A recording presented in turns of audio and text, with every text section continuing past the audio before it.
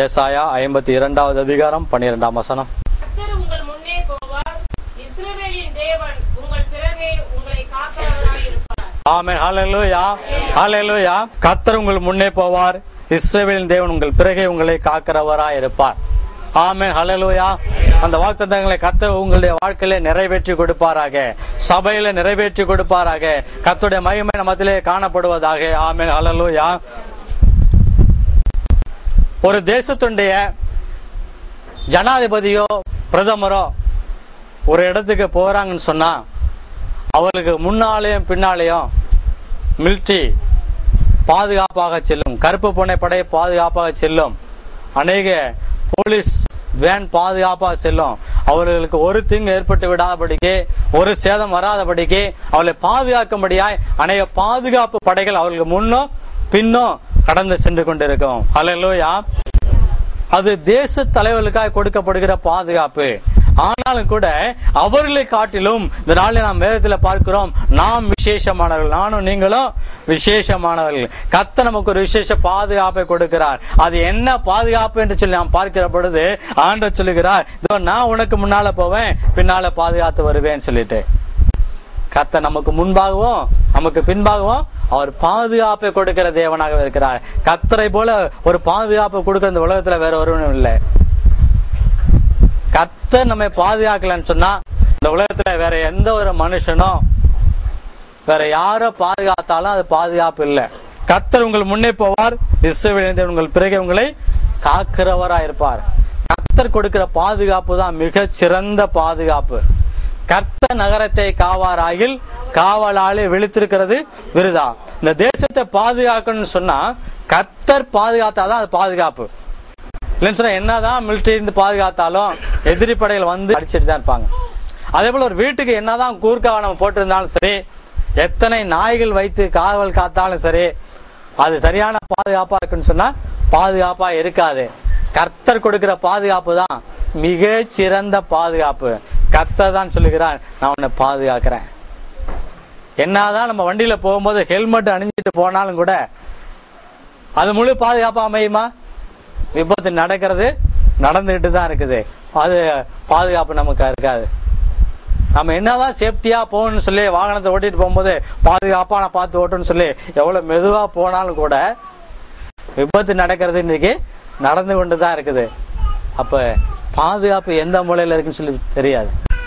ஆனால் கர்த்தர் நமக்கு முன்னாலேயும் பின்னாலேயும் அவர் பாதுகாப்பா வந்தாருன்னு சொன்னா ஒரு சேதம் நமக்கு ஏற்படாது, ஒரு தீங்கு நம்ம அணுகாது, ஒரு வாதை நம்முடைய கூடாரத்தை அணுகாது. அவரே பாதுகாவலே. ஹல்லேலூயா. அவருடைய பாதுகாப்பு மட்டும் நமக்கு போதுமானது. இன்றைக்கு அருமையான வாக்குத்தத்தத்தை கர்த்தர் நமக்கு தந்திருக்கிறார். இந்த வாக்குத்தத்தங்கள் உங்கள் ஒவ்வொருடைய வாழ்க்கையிலும் பழிப்பதாக.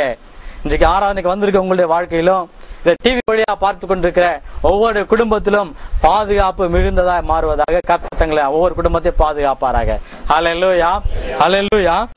ஆண்டவர், நான் உனக்கு முன்பே சென்று கோணலானவைகளை செவ்வையாக்குவேன். ஏசாயா 45வது அதிகாரம் 2வது வசனத்திலே நம்மோடு கூட பேசுகிறார். அவர் நமக்கு முன்பாக போகிற பொழுது கோணலானவைகள் எல்லாம் செவ்வையாய் மாறி போகும், கரடு முரடானதெல்லாம் சரியாக்கப்படும், நன்மையானதாய் மாறும். அவர் நமக்கு முன்பாக போக வேண்டும். நம்முடைய வாழ்க்கையில இயேசு கிறிஸ்து முன்னால போக வேண்டும். இன்றைக்கு அநேகர் பார்க்கிறோம், மந்திரவாதங்களை பண்ணிக்கொண்டு தந்திரங்களை பண்ணிக்கொண்டு அது முன்னால போய் எனக்கு ஒரு பாதுகாப்பை கொடுக்கும், அது ஒரு வேலையை வாங்கி தரும், ஆசுவாத்தை கொடுக்கும்னு சொல்லிட்டு, ஆனால் அது கொடுக்காது. மாறாக ஜீவனுள்ள தேவனாகிய இயேசு கிறிஸ்து அவர் நமக்கு முன்னால போனான்னு சொன்னா எல்லா தடையும் விலகி போகிறோம், எல்லா பயங்கரங்களும் நம்ம விட்டு விலகி ஓடி போகிறோம். அது நமக்கு பாதுகாப்பாய் மிகுந்ததாய் பாதுகாப்பு கொடுக்கக்கூடியதாய் ஆசீர்வாதமானதாய் அமையும். ஹல்லேலூயா. யாத்திராகமம் 33வது அதிகாரம் 2 மற்றும் 3 வசனங்களை நாம் வாசிக்கிறோம். கர்த்தர் மோசே இடத்துல சொல்லுகிறார், நான் ஒரு தூதனை உங்களுக்கு முன்பாக அனுப்பி கானானியரையும் எமோரியரையும் ஏத்தியனையும் பெரிசியனையும் ஏவியனையும் எபூசியனையும் நான் துரத்தி விடுவேன். நான் உங்களுக்கு முன்பாக ஒரு தூதனை அனுப்பி உங்களுடைய எதிரி படையெல்லாம் நான் துரத்தி விடுவேன்னு சொல்றாரு. ஆனாலும் வழியில நான் உங்களை நிர்மூலம் பண்ணாதபடிக்கு நான் உங்கள் நடுவே செல்ல மாட்டேன். நீங்கள் வணங்கா கழுத்துள்ள மக்களா இருக்கிறீர்கள். இஸ்ரவேல் மக்கள் எங்க போனாலும் கர்த்தர் கூட போகிறவராகவே இருந்தாரு. நம்ம இங்க பார்க்கிற பொழுது கர்த்தர் சொல்லுகிறார் மோசே இடத்துல, நான் உன்னுடைய ஜனங்கள் என்னுடைய ஜனங்கள், இந்த இஸ்ரவேல் மக்கள் வணங்கா கருத்துள்ள மக்களா இருக்கிறாங்க, ஆகவே நான் உங்க நடுவில் நான் வரமாட்டேன், அதுக்கு மாறாக எதிரி படைகளை அழிக்கும்படியாய் எதிரிகளை அழிக்கும்படியாய் நான் தூதனை உங்களுக்கு முன்பாக அனுப்புறேன்னு சொல்லி ஆண்டவர் சொல்றார். ஹல்லேலூயா. தூதன் வர்றது நல்லதா கர்த்தர் வர்றது நல்லதா?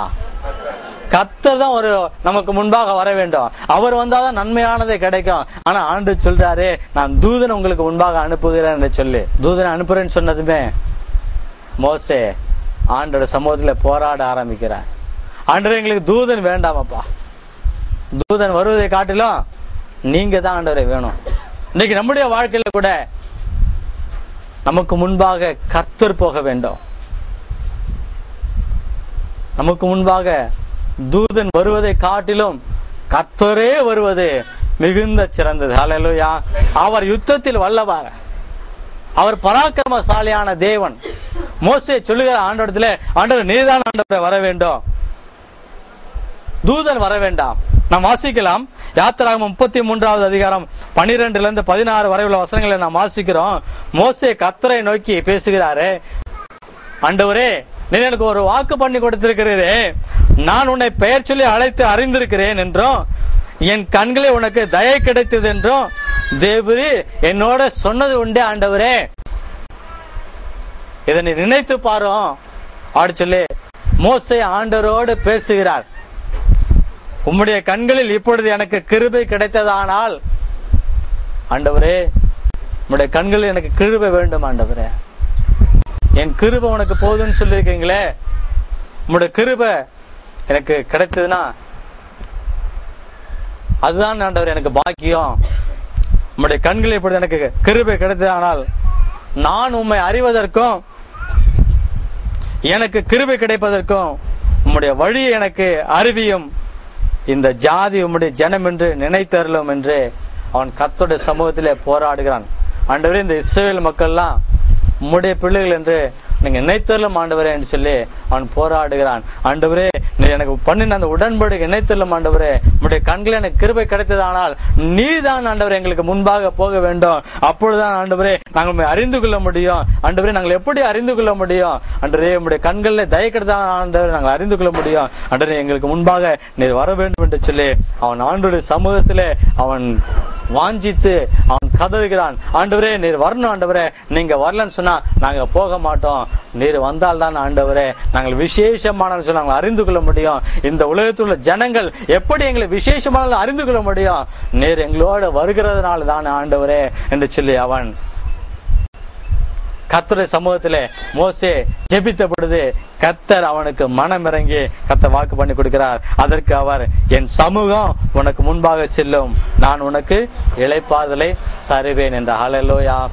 கர்த்தருடைய சமூகம் நமக்கு முன்பாக செல்ல வேண்டும். நாம் எங்கு போனாலும் அவருடைய பிரசன்னம் நம்மை ஆளுகை செய்ய வேண்டும். கர்த்தர் மகா பிரீதினர் மோசே சொல்கிறார், ஆண்டு நம்மை அறிந்து கொள்ள வேண்டும். நாங்கள் நீர் எப்படிப்பட்ட தேவன், மாலை எப்படிப்பட்ட காரியங்களை செய்ய முடியும் சொல்லி நாங்கள் அறிந்து கொள்வதற்கு நீர் எங்களுக்கு முன்பாக செல்ல வேண்டும் ஆண்டவரே.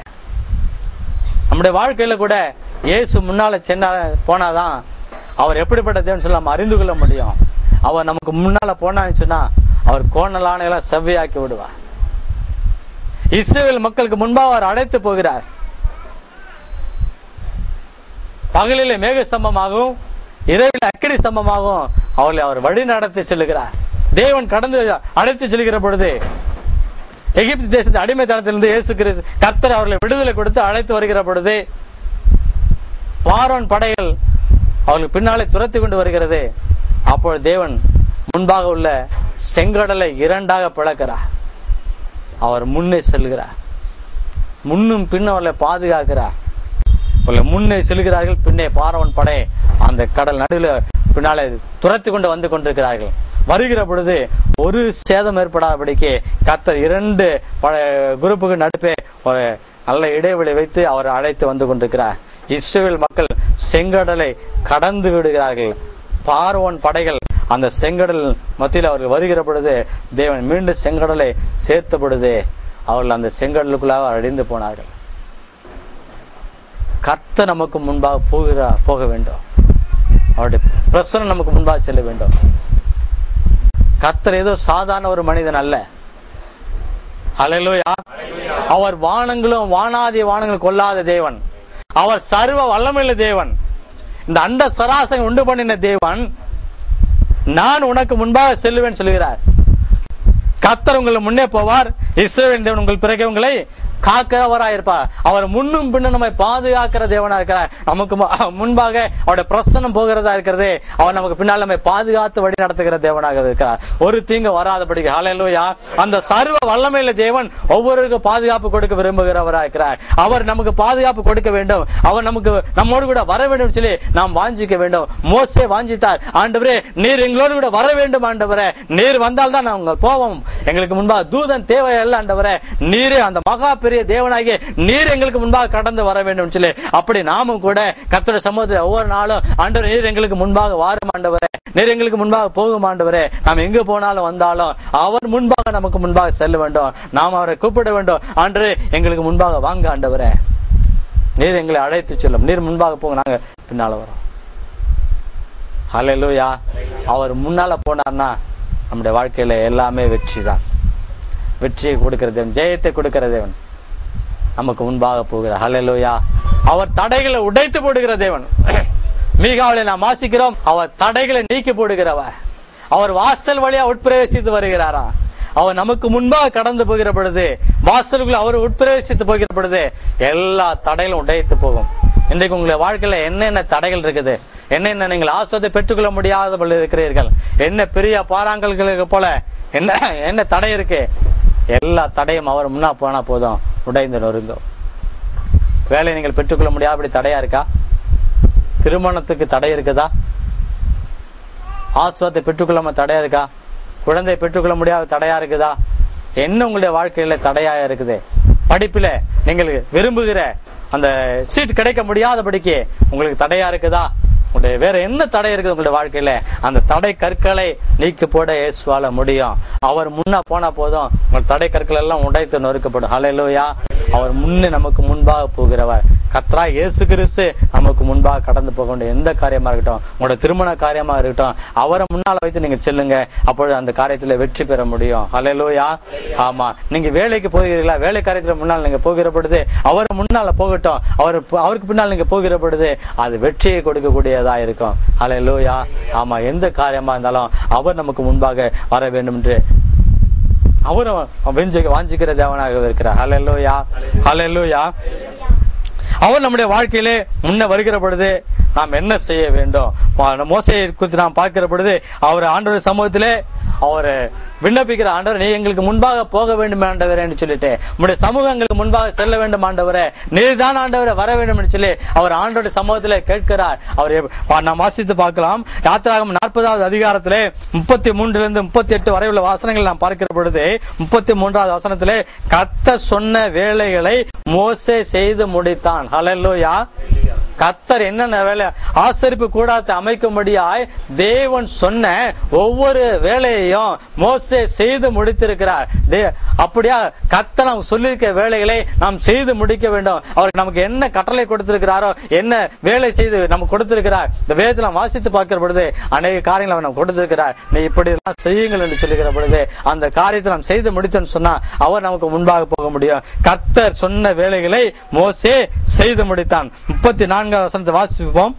அப்பொழுது ஒரு மேகம் ஆசரிப்பு கூடாரத்தை மூடினது, கர்த்தருடைய மகிமை வாசஸ்தலத்தை நிரப்பிற்று. பாருங்க, கர்த்தருடைய வார்த்தையின்படி அவன் செய்து முடித்த பொழுது கர்த்தருடைய மேகம் என்ன செய்ததான்? அவருடைய மகிமை அந்த வாசஸ்தலத்தை நிரப்பி இருந்ததாம். இன்றைக்கு நாம் கூட கர்த்தருடைய வார்த்தையை செய்து முடிக்கிற பொழுது நம்முடைய வீட்டிலே தேவ பிரசன்னம் அவருடைய மகிமை நிரம்பினதாய் காணப்படும். நம்முடைய ஆலயத்திலே கர்த்தருடைய மகிமை நிரம்பினதாய் காணப்படும். நமக்குள்ளே கர்த்தருடைய மகிமை நிரம்பினதாய் காணப்படும். ஹல்லேலூயா. அவருடைய மகிமை நம்முடைய வாசஸ்தலத்தை எப்பொழுது நிரப்பி இருக்க வேண்டும், அவருடைய மகிமையினால மூட வேண்டும். அதுதான் பாதுகாப்பு. கர்த்தருடைய மகிமை நம்முடைய வீட்டை சூழ்ந்திருக்கிற பொழுது ஒரு தீங்கு அணுக முடியாது, விசேஷ பாதுகாப்பா இருக்கும். கர்த்தருடைய பிரசன்னம் நம்முடைய வீட்டில எப்பொழுதும் நிரம்பினதாய் காணப்பட வேண்டும். ஆம், கர்த்தருக்கு பிரியமான சகோதரனே சகோதரியே, உங்களுடைய வீடுகளில் கர்த்தருடைய பிரசன்னம் நிரம்பி இருக்கிறதா? அதை உங்களால் அனுபவிக்க முடிகிறதா? தெய்வ பிரசன்னம் எப்பொழுதும் நம்மை நிரப்பிக் கொண்டே இருக்க வேண்டும்.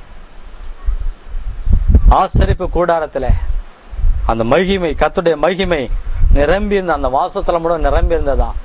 இன்னைக்கு தேவ பிரசன்னம் நம்மை நிரம்பி இருக்க வேண்டும். நம்ம ஒவ்வொரு நிரப்புகிறதா இருக்க வேண்டும். 35வது வசனத்துல வாசிக்கலாம். மேகம் அதன் மேல் தங்கி கர்த்தருடைய மகிமை வாசஸ்தலத்தை நிரப்பினதனால் மோசே ஆசரிப்பு கூடாரத்துக்குள் பிரவேசிக்க கூடாமல் இருந்தது. அந்த ஆசரிப்பு கூடாரத்துக்குள்ள கர்த்தருடைய மகிமை நிரம்பியிருந்தபடினாலே, தேவ பிரசன்னம் நிரம்பியிருந்தபடினாலே, கர்த்தரை முகமுகமாய் தரிசிக்கிற, அவரோடு உறவாடுகிற மோசே கூட அந்த ஆசரிப்பு கூடாரத்துக்குள்ள நுழைய முடியாதபடி தேவ பிரசன்னம் அவருடைய மகிமை நிரம்பினதாய் காணப்பட்டதா. கரங்களை தட்டி கர்த்தருக்கு நன்றி செலுத்தும். ஹல்லேலூயா. இன்றைக்கு கூட தேவ பிரசன்னம் நம்ம இதை நிரப்பிக் கொண்டிருக்கிறது. ஆராதனைக்கு வந்திருக்க உங்களுடைய ஒவ்வொருடைய வாழ்க்கையிலும், ஒவ்வொரு குடும்பத்துல தேவ பிரசன்னப்படி இறங்கி கொண்டிருக்கிறது. இதை பார்த்து கொண்டிருக்க ஒவ்வொரு வீடுகளிலும், டிவி வழியா பார்த்து கொண்டிருக்க ஒவ்வொரு வீடுகளிலும் இன்றைக்கு தேவ பிரசன்னம் இறங்கி கொண்டிருக்கிறது. ஒவ்வொருக்குள்ளும் கர்த்தருடைய வல்லம் இறங்கி கொண்டிருக்கிறது. நாம் ஆராதிக்கிற அநேக ஆராதனையிலே நாம் பார்க்கிறோம், நிற்கக்கூட முடியாதபடிக்கு தேவ வல்லமை நிரம்பி நாம் பார்க்கிறோம். அவருடைய பிரசன்னம், அவருடைய மகிமை ஆலயத்தை நிரப்புகிறதா இருக்கு.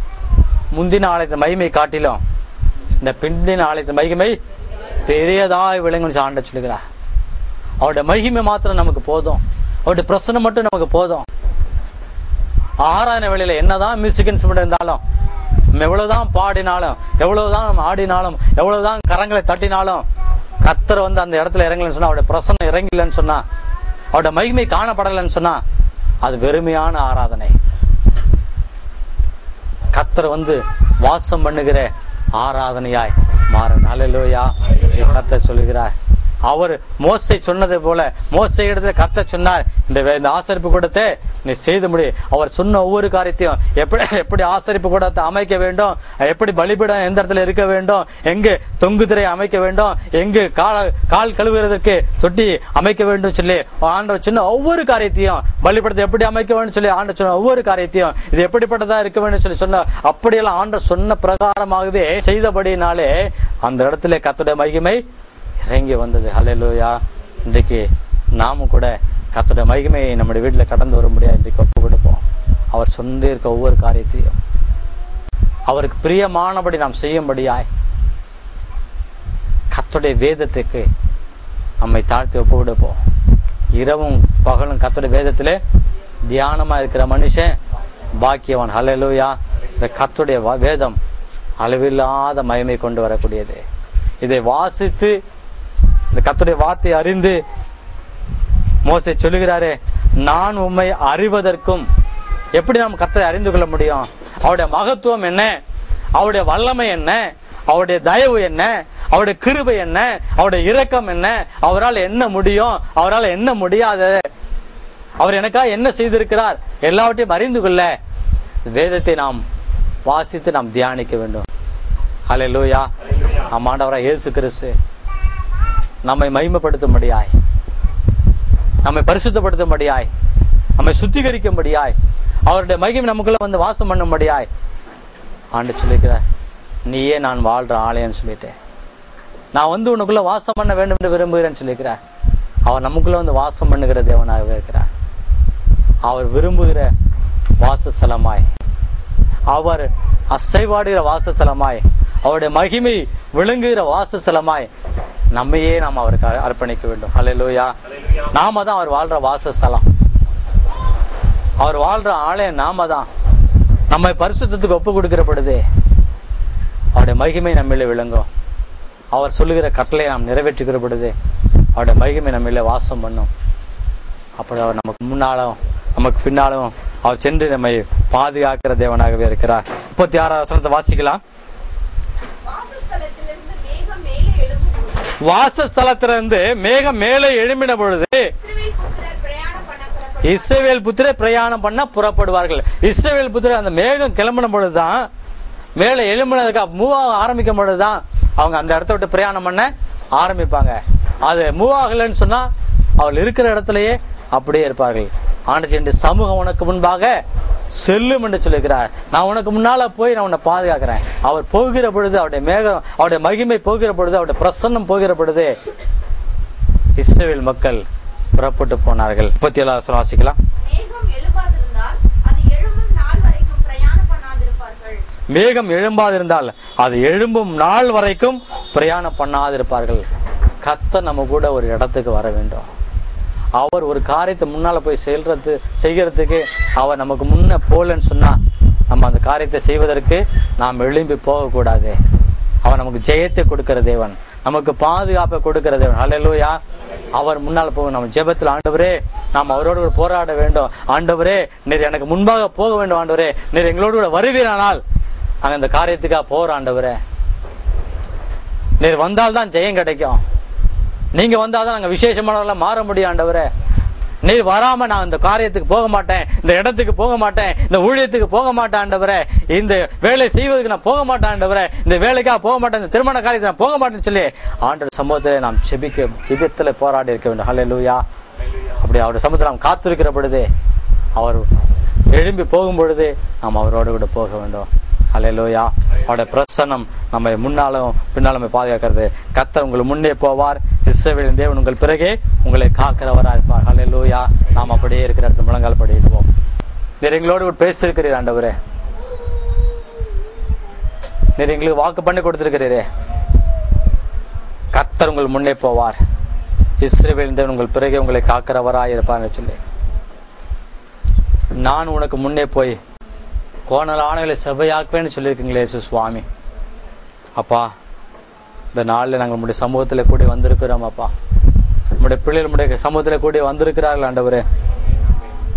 மோச எடுத்து நீங்க சொன்னீங்களா ஆண்டவரே, நான் ஒரு தூதனை உங்களுக்கு முன்பாக அனுப்புகிறேன், அப்பொழுது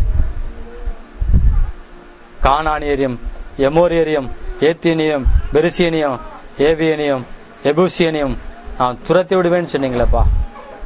அப்பொழுது மோசே, ஆண்டவரே தூதன் அல்ல ஆண்டவரே, நீர் எங்களுக்கு முன்பாக வர வேண்டும், நீங்க எங்களுக்கு முன்பாக போக வேண்டும் சொல்லி இந்த சமூகத்தில் போராடினாங்க. எப்பொழுது நாங்கள் விசேஷமான அறிந்து கொள்ள முடியும்? நீர் எங்களோடு கூட வருகிறதுனால தானே ஆண்டவரே. அப்பா நம்முடைய பிள்ளைகளாய் நாங்கள் இந்த இடத்துல கூடி இந்த ஆராதனையில் ஜெபிக்கிறோம் சுவாமி. நாங்கள் உங்களுடைய சமூகத்தில் ஜெபிக்கிறோம் அப்பா. நீர் எங்களுக்கு முன்பாக வர வேண்டும் ஆண்டவரே, நீர் எங்களுக்கு முன்னும் பின்னும் பாதுகாக்க வேண்டும் ஆண்டவரே. நீர் தருகிற பாதுகாப்பு தான் பாதுகாப்பு ஆண்டவரே. நீர் எங்களுக்கு யுத்தம் பண்ண வல்லமையுள்ள தேவனா இருக்கிறீர் ஆண்டவரே. உடைய பிள்ளைகளுக்கு விரோதமாய் உருவாக்கப்பட்ட எந்த ஆயுதம் வாய்க்காமலே போகும் என்று சொல்லியிருக்கிறீரப்பா. எல்லா எதிரி படையில அடிப்பதற்கு ஆண்டவரே, எல்லா சத்துடைய போராட்டத்தில் விடுதலை கொடுப்பதற்கு நீர் முன்னே போவீராக, பின்னால் நம்முடைய கரம் பாதுகாப்பதாக ஆண்டவரே. அப்ப நம்முடைய பிரசனை வழி நடத்தட்டும் ஆண்டவரே. நம்முடைய பிரசனை இல்லாத நாட்கள் எங்களுக்கு வேண்டாமாப்பா. நீர் நம்முடைய சமூகத்துல முன்னே அனுப்புவீராக, நீர் வாரும் ஆண்டவரே. நம்முடைய பிரசனை எங்களுக்கு முன்பாக போகட்டுமாப்பா. ஒவ்வொரு காரியத்திலும் ஜெயத்தை கொடுக்கிறவர் நீரே வந்து ஜெயத்தை கொடுப்பீராக, எங்களுடைய வாழ்க்கையில அற்புதத்தை செய்வீராக ஆண்டவரே. நம்முடைய பிரசனை இல்லைன்னு சொன்னா எங்களால் ஒன்று செய்ய முடியாது ஆண்டவரே. நீங்க போது ராஜா, எங்களுடைய வாழ்க்கைக்கு நீங்க போது ஆண்டவரே. நீர் அற்புதம் செய்ய வல்லமையிலவர் ஆண்டவரே. இதனால டிவி மூலியமா பார்த்து கொண்டிருக்கிற ஜெபித்து கொண்டிருக்க நம்முடைய பிள்ளைகளுடைய குடும்பத்துல இந்த பிரச்சனை இறங்கி உடைய மகிமை கடந்து வந்து அவர்களை ஆசீர்வதிப்பதாக, அவள் போகையிலும் வருகையிலும் பாதுகாத்து ஆசீர்வதிப்பதாக நீங்க சொன்னீங்களா ஆண்டவரே. அப்பா நீ போகையிலும் ஆசிக்கப்பட்டிருப்பாய், வருகையிலும் ஆசிக்கப்பட்டிருப்பாய். எப்படி நாங்கள் ஆசிக்கப்பட முடியும் ஆண்டவரே? நீர் வருவதனால் தானே ஆண்டவரே. நீர் வந்து இந்த பிள்ளைகளோடு சென்று ஆண்டவரே நீர் அற்புதங்களை செய்து ஆசீர்வதிப்பீராக. உடைய நாமத்தை மயப்படுத்துங்கப்பா. வருகிற நாட்கள் நம்முடைய பிள்ளைகளுக்கு ஆசீர்வாதத்தின் நாளா இருக்கட்டும், ஆசீர்வாதத்தின் ஆண்டா இருக்கட்டும். இந்த நாள் பிள்ளைகளுக்கு ஆசீர்வாதத்தின் ஆண்டாயா நாளா இருக்க போறதுக்காக சோத்திரம் செலுத்துகிறோம் அப்பா. இந்த அற்புதங்களை செய்தபடியா சோத்திரம், உடைய மகிமை காணப்படுவதற்காக சோத்திரம், உடைய பிள்ளைகளுடைய வீடுகள் நம்முடைய பிரசன்னம் நிரம்புவதற்காக சோத்திரம், உடைய பிள்ளைகளுடைய ஆலயத்தில் நம்முடைய வல்லமை தெய்வீக வல்லமை நிரம்புவதற்காக சோத்திரம் செலுத்துறோம்ப்பா. இந்த பிரசனை ஒரு நாள் வழி நடத்தட்டும், அற்புதங்களை செய்து ஆசீர்வதிப்பாராக. எல்லா துதி சோத்திரம் மக்கள் செலுத்துகிறோம். எங்கள் மீட்பு ரட்சகமான இயேசு கிறிஸ்துவின் ஜெபிக்கிறோம் சொல்ல பிதாவே, ஆமென்.